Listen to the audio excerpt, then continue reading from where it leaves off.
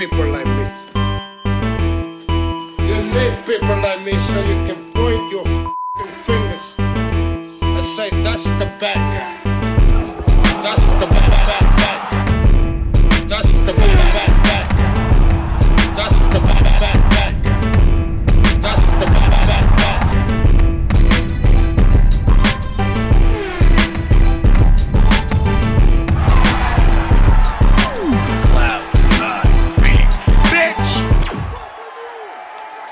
To the mother relay, we're covering today's top boxing news. Ow! Okay, we'll start with this per tweet from Danish boxing nerd. Former IBF featherweight world champion Sarah Mahfoud returns to the ring on March 4th in Albertslund, Copenhagen, Denmark, against Lara Ochmann of Germany in her first fight since losing to Amanda Serrano in Manchester, England. 10 rounds for the WBC silver title. WBC silver title? Didn't Sky Nicholson just fight for that version of the title? Yes, she did.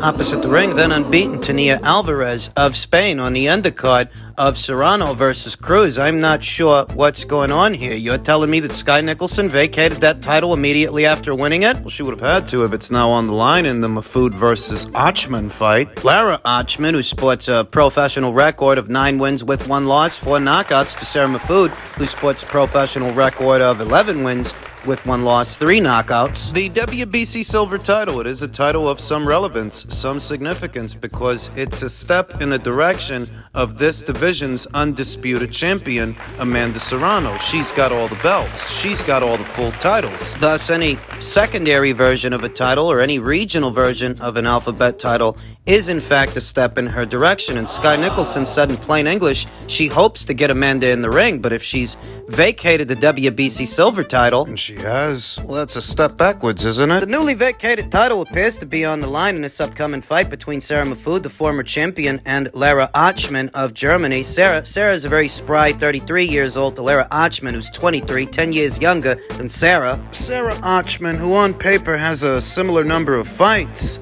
to Sarah Mahfoud. Yeah, similar on paper, but you know what I always say about boxing? There's more to boxing than what you see on paper. Lara Ochmann is a greener fighter than Sarah Mahfoud. She's got leaky defense. Mid-range to inside, she can be countered. That range, under pressure, she becomes flustered, resorts to holding. She's a long-rangey fighter. Best punches are her straight punches. Hooks and bent-arm punches, not so much. Yeah, she's not too hard to find in there. She can be pressured. When under pressure, she becomes flustered. She really can't handle it. I don't think she's got enough rounds in the bank and enough professional experience to maintain form whilst coming under fire. It's the funniest thing about Sarah Mahfoud. When she fought Amanda Serrano, she spent the majority of that fight backpedaling and trying to create space. She knew better than to trade punches with Amanda Serrano. It's for that reason that Sarah Mahfoud was able to go the distance. She ain't stupid. She knew she wasn't the puncher that Amanda was, and she's not stupid enough to try to match her output, so she spent the majority of that fight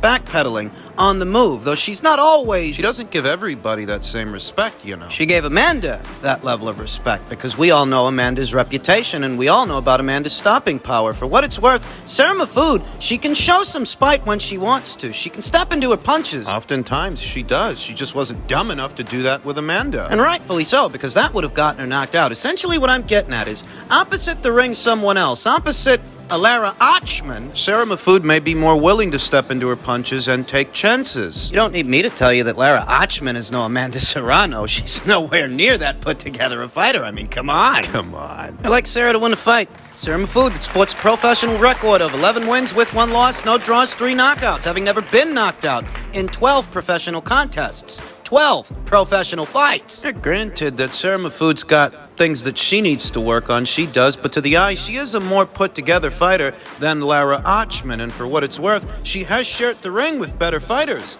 than Lara Ochmann has. Germany's own Lara Ochmann, who sports a professional record of 9 wins with 1 loss, no draws, 4 knockouts, having never been knocked out in 10 professional contests, 10 professional fights. She was last in action in September of last year opposite the ring Karina Smolenberg, otherwise known as Karina Kopinska. One of the more familiar faces, familiar journeywomen at or around these weights. Lara Ochmann squared off against her in September of last year. She fought 3 times last year. She was busy. The thing is, if you pay attention, Lara Ochmann's only actually ever fought a fighter with a winning record once. Just once, and that was, 3 3 or 4 years ago in 2019. Most of these girls she's fought, they've got upside-down records, more losses than victories. But you know, it isn't the worst thing in the world for a fighter at this stage in their career with just 10 professional fights. It's not the worst thing in the world that they're fighting fighters like that. It's just that comparatively, Sarah Mahfoud's matchmaking has been a bit more ambitious. The victory over Karen Carbajal, the victory over Nina Menke. Those are solid fighters, and for Sarah Mahfoud,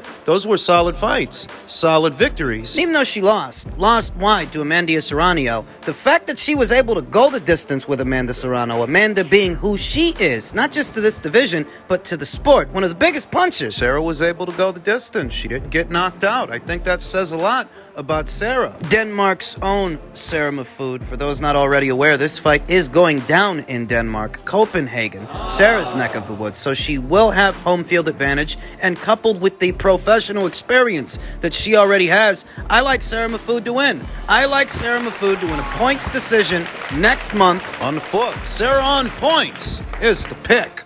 In men's super middleweight news, David Benavidez' father, Benavidez Sr, he's been mouthing off again, saying that Canelo no longer can face elite fighters. He should begin his golf career. It's a bit disrespectful. For as much as these guys are talking, they better win that Caleb Plant fight, and they better win it in good fashion. They better. I consider Alvarez, with all due respect, done as a fighter, Jose Sr. told Izquierdazo. He is worn out. First, we saw him with a knee injury, and now he injured And eventually got surgery on his left hand. Now we can see that Canelo is starting to drink. He is starting to enjoy life. And he has all the right to do that because he has been a very disciplined fighter. I think that he has many businesses now and is not focused 100% on boxing. Now he's playing golf, a sport that needs a lot of time and dedication. My opinion is Canelo should stay at golf and start a career there. I have heard that he's very good at golf, and there is no age limit to play that sport. Canelo has given everything he could. What was your son focused on when he was treating his nose and losing his belt? Now he only has to look for fighters like John Ryder or Edgar Berlanga. He is no longer at the level to challenge elite rivals. What level was Tyrone Davis and Ronald Ellis? What level of rival was the David Lemieux that David Benavidez fought last year? You know, that's the only fight he had last year. Benavidez continued, he is in a position to fight rivals that don't pose any threat to him. He used to say that David Benavidez didn't bring anything to the table for him, and he still doesn't. That David Benavidez didn't deserve the fight. That David hasn't fought anybody. But just tell me, with whom did Avni Yildirim fight? Against whom did Ryder fight? Danny Jacobs. Former IBF champion Danny Jacobs, who's a cut above the Lemieux that David fought last year. Former champion Danny Jacobs, and more recently, unbeaten up-and-comer Zach Parker. So who is David for? David Lemieux. And now what's he doing? Reheating Canelo Alvarez's dinner from over a year ago and Caleb Plant? What the hell took you so long to fight that guy? I have bad news for everybody. There will not be a fight between David Benavidez and Canelo. Forget about that fight. We have other horizons. We have a contract for 3 fights with David Morrell, Jermall Charlo, and Demetrius Andrade. Those are very good fights. Names that Canelo Alvarez didn't want to fight. So we are going to fight with them to show who we are. You should have fought those guys sooner. Because all those guys are on the same side of the street as David, those fights should have happened already. In fact, there's really no excuse for David to have only fought once, just once, last year. If the cash cow of boxing can squeeze in 2 fights in the same calendar year, why can't you? And the best you can do a year later is fight a guy that he knocked out over a year ago? A guy you should have been able to get to first because you've been on the same side of the street as him the whole time. You can't make this stuff up. You really can't. Maybe next year, David's body might change and we are ready to go to 175 and we can fight Bivol. We would get revenge for Canelo. Bivol is a dangerous fighter, and it would be an honor for us to have revenge for Mexico. I think Bivol and Artur Beterbiev are willing to fight anybody. They're not looking for easy fighters. They don't ask to put clauses. They don't demand that much. They are true fighters that really want to fight any rival. And you're not. Your son's not, because if he were, he wouldn't be going over Canelo Alvarez's sloppy seconds from 2021. He'd already be at light heavyweight fighting those fighters or getting in position to fight those fighters. You don't fool anybody. You don't fool me. You're full of it, and so is your son. And so are the bozos egging him on, claiming he's a Mexican monster. Give me a break. These are the same guys that trashed Canelo Alvarez's undisputed run, his undisputed campaign at super middleweight. Now, part of that campaign was knocking out Caleb Plant. They don't give him any credit for that. But you're going to give this guy credit for swooping in over a year later and fighting the exact same guy. for no belt. Are you stupid or something? I mean, you'd have to be. What kind of rationale? What kind of school of thought is that? Special ed. You think this guy's special because he's about to fight Caleb Plant? That's a big fight. When Canelo fights that same guy, you trash him for it. But when David does it, it's supposed to mean something? It doesn't. The 32-year-old Alvarez's plans for the immediate future do not involve Benavidez. The Mexican star is next slated to return to the ring in a homecoming fight in Jalisco on May 6th against John Ryder, his mandatory challenger. You heard the bit from David Benavidez Sr. talking about how Canelo's body is breaking down. The knee surgery and the surgery to his left hand. And that wear and tear that Canelo Alvarez is experiencing is likely because he keeps a busier schedule than David Benavidez, by and large. He unified the entire super middleweight division that David's been in this whole time through 2 separate cycles of champion. Without unifying anything, Canelo Alvarez became that same division's undisputed champion in just 11 months. And don't start up with the politics. Don't talk to me about politics because David was on the same side of the street as a lot of these guys. It wasn't for lack of options, it was for lack of trying. It wasn't politics. You say you're going to step it up after this Caleb Plant fight. You say you're going to fight Jermall Charlo, David Morrell, and Demetrius Andrade. You better. You fucking better. You better fight those guys. Because you ain't got a Hall of Fame resume. You ain't got a Hall of Fame resume so far, and they don't either. None of them. Canelo does. What often gets lost in the conversation between David Benavidez and Canelo Alvarez is Canelo's already fought Hall of Fame fighters. He's paid his dues. You haven't. He's been a unified champion. You haven't. He's been an undisputed champion. You haven't. A champion at 4 weights, a 4-division champion. You haven't. You're 26 years old. You want to know what Canelo Alvarez had done by 26 years old? He'd already become a 2-division champion, having already faced unbeaten Austin Trout, Arislandi Lara, Liam Smith. A first ballot Hall of Famer in Miguel Cotto. What have you done? What are you doing? You're fighting a guy that Canelo Alvarez already knocked out over a year ago, and this is how you mean to upstage him. Is this guy even gonna fight more than once this entire year? Because he only fought once last year. What you need to do is get a move on, princess, because you've got a lot of lost time to make up for. You've got a lot of catching up to do. You better fight Jermall Charlo. He's on your same side of the street. There's no reason not to. And David Morrell and Demetrius Andrade. All you guys that got paper-thin resumes, you need to throw a slumber party. Invite everybody. It's pathetic the extent these guys go to for a little bit of promotion by way of name association. It's pathetic! You're talking about next year they're gonna go to light heavyweight, fight Art to fight Dimitri. I'll have to see it to believe it, because in the time it's taken you to fight Caleb Plant, if you're on that same kind of schedule when you move up to light heavyweight, those guys will have been retired. You're a big boy. Stop beating around the bush. You think he is able to beat Bivol, in your opinion? Of course, he has a lot of talent. He's a good guy. He has his skillful, and I like him. Yeah, he can do. I think anything can happen in boxing. Boxing is tricky, man. Boxing is the best sport in the world for me, and I think anything can happen in the ring. Last fight you had was against Bivol. What did you learn from the fight with Bivol? Well, I learned a lot. I learned from my mistake and not regret. And it wasn't my night. I don't take anything for him. And I will come back. I will become champion again.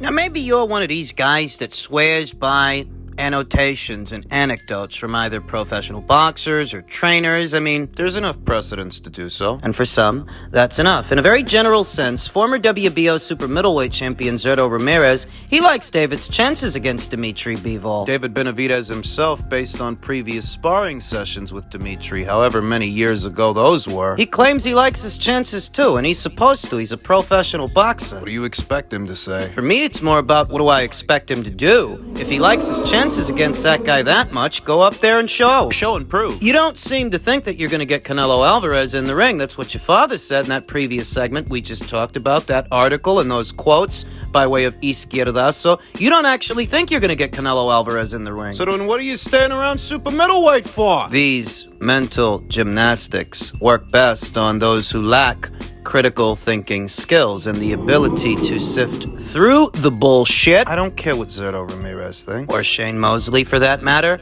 or anyone giving David Benavidez this massive vote of confidence. I don't care. I don't care what Mike Tyson called him on his podcast, because none of this is a substitute for actual fights, actual names on your actual resume. The last time I checked in the sport of boxing, The last time I checked, if you want to prove to the world you're the best in show, you've got to prove it in the ring. if I tell you that Artur Beterbiev is one of the most devastating punches in the men's light heavyweight division, Because he's proven it already. not because I imagined it or I thought it up or it's something that I think he can do, it's something that I witnessed, something that all of you witnessed when he took on Joe Smith Jr. and stopped him in just 2 rounds. Stopped an Olympian and Marcus Brown. An up-and-comer and Anthony Yard, an unbeaten champion, and Alexander Vozdik, and yet another champion, a seasoned one, an otherwise durable one, in Joe Smith Jr., who's known for being able to take a punch, just not from Artur. Artur's power and his abilities as a boxer is no figment of my imagination. I didn't imagine it. I fucking saw it. When are we going to start seeing this kind of stuff from David? That's the question. What, slapping up David Lemieux? Is that the best you can do? Is that the best you can offer up as an example? Slapping up David Lemieux, who was undersized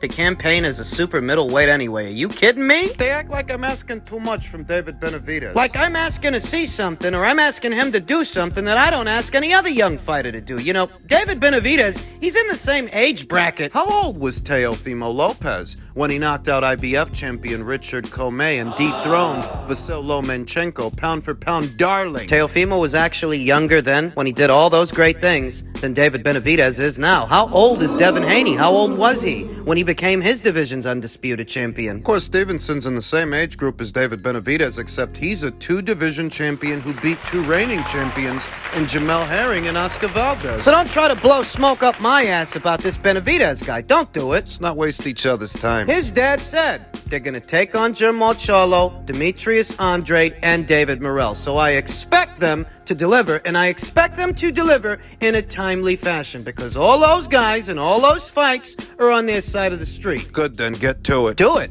You better fight more than once this year. The entire 2022, all this guy did was go over Gennady Golovkin's sloppy seconds from, what was it, 2015? You could have put that same David Lemieux in there with most any solid super middleweight, and the outcome would have been the same. So why is it supposed to be special when David does it? It isn't. There's nothing special about it. And there's nothing special about going over Canelo Alvarez's sloppy seconds from over a year ago when you could have fought him first. When you were both unified champions, reigning parallel to each other on the same side of the street, fighting on the same platform? You could have unified with him then, but last I checked, it was your promoter that wanted to sandbag it, wanted to marinate it, wanted to wait. I don't care what David's fans say. I don't care what you say or what Zurdo says or what Shane Mosley says or what Mike Tyson said on his podcast. I don't care. I know what I saw. I know what I heard. You're not going to change my mind or influence my opinion with this bullshit. I know what I heard. It's going to take more than this to convince me that he's a monster.